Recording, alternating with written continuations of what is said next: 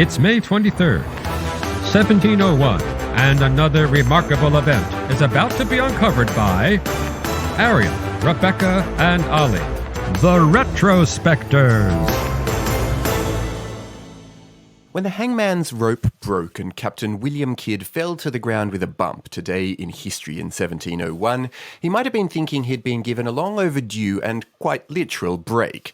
But unfortunately, the reprieve didn't last very long as a new rope was soon found and the convicted pirate was brought back to the gallows. And this time the noose did its work. Yeah, and it was a pretty fitting end to what had been a spectacularly botched trial as well.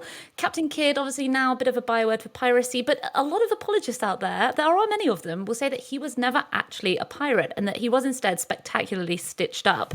His influential patrons had been Whigs, and the new Tory government basically wanted to tar their opponents by linking them to a notorious pirate. Several key pieces of evidence, we'll probably get to this later, mysteriously went missing.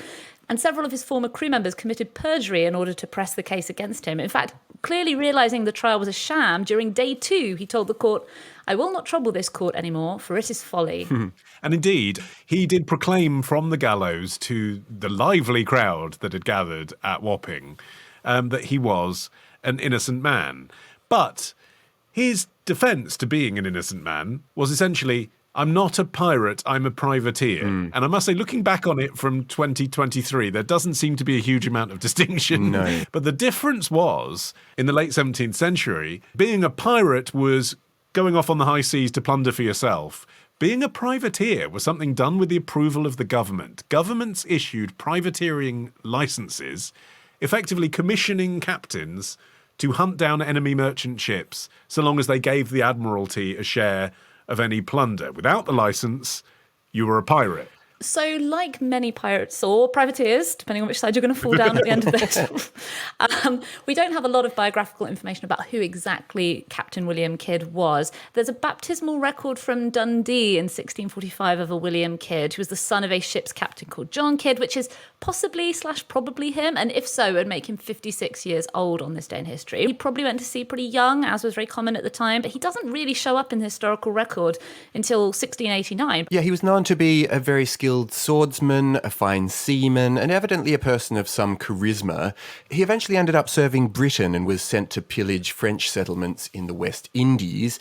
He spent most of his time living in New York City, where he'd settled and married a very well-off woman, Sarah Oort. The richest widow in New York, no less. Right, yeah, so he did very well for himself and quickly became a man of both property and status in the city. And respectability. Yeah.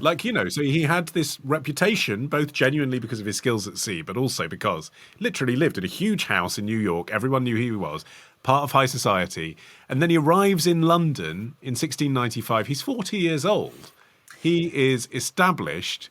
He is not someone you would see as a pirate. He'd been sent there on behalf of the governor of New York, New Hampshire, Massachusetts Bay, Richard Coote, who basically, you know when hackers hack into company databases and then they end up getting offered jobs because they know the flaws in the system?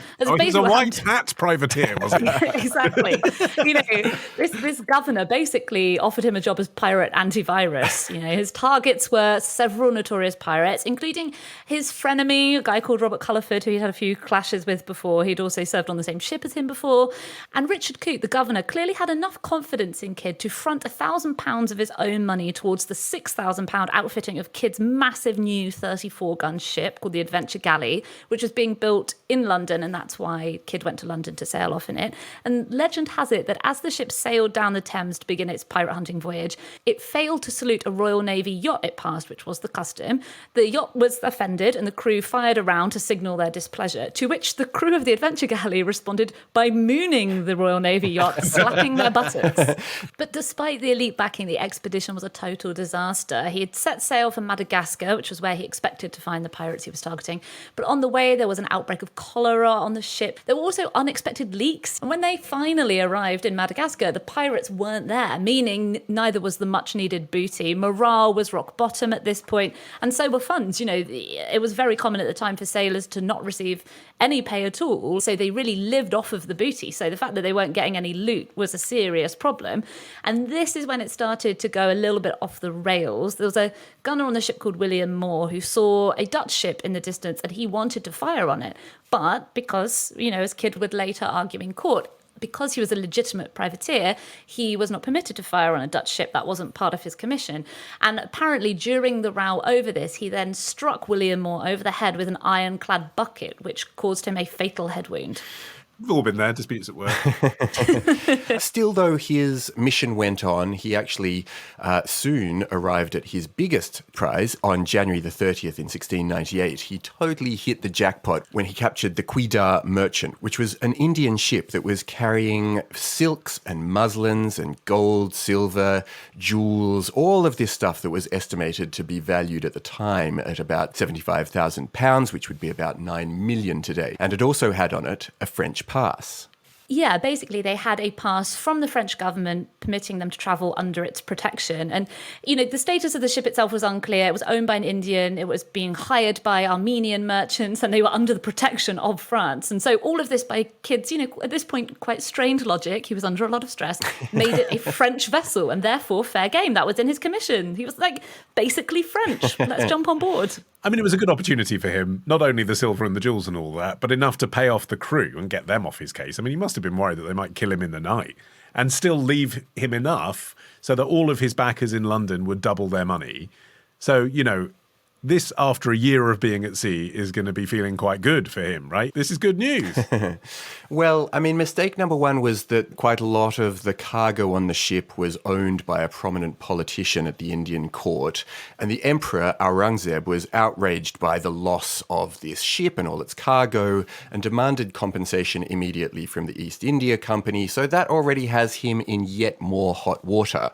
Kidd stops off along the way where he encounters his old friend Robert Culliford, and it didn't go very well. At this point, his crew were incredibly fed up, and they voted with their feet by 100 to 15 to mutiny to Culliford. Culliford's newly enlarged crew then turned around and proceeded to rinse all three of the ships that Kidd was commanding at the time. But Kidd had a sufficiently charismatic personality that he was able to persuade them to leave him and the 15 people who had stuck with him their share of the loot. He loses the adventure galley, which he had to abandon after this confrontation, but he does get to patch up the Quidar Merchant and return in that with minimal crew, again, still thinking somewhat victoriously, I guess.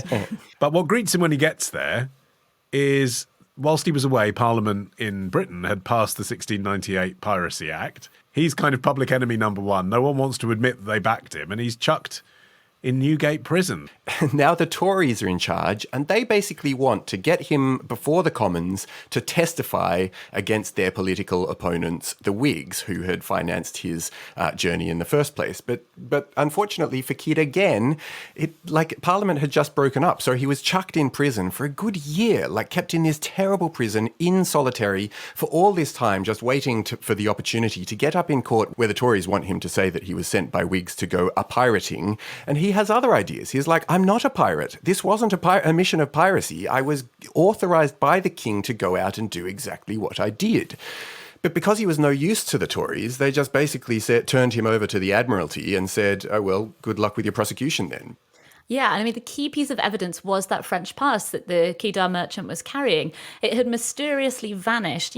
Kidd had pled in vain for the trial to be delayed until it was found. We would have been waiting until 1910. Yeah. Yeah. So well, it would have worked out pretty well. Yeah. Well, they basically, he was like, can you look again? They were like, no. And I think it was at this point he realised that the deck was definitely stacked against him. Yes, but the French pass says, plural, did turn up 200 years later, as I say. They are now in the National Archives. So he was right. They did exist. He did have an argument as to why he wasn't a pirate. Yeah, I mean, it definitely was a stitch-up because he was convicted of premeditated murder, and the murder weapon was a bucket that he grabbed off the deck. If he premeditated it, he didn't do it very well. Nonetheless, it brings us to this day. Why Wapping? Because that's the home of London's maritime community.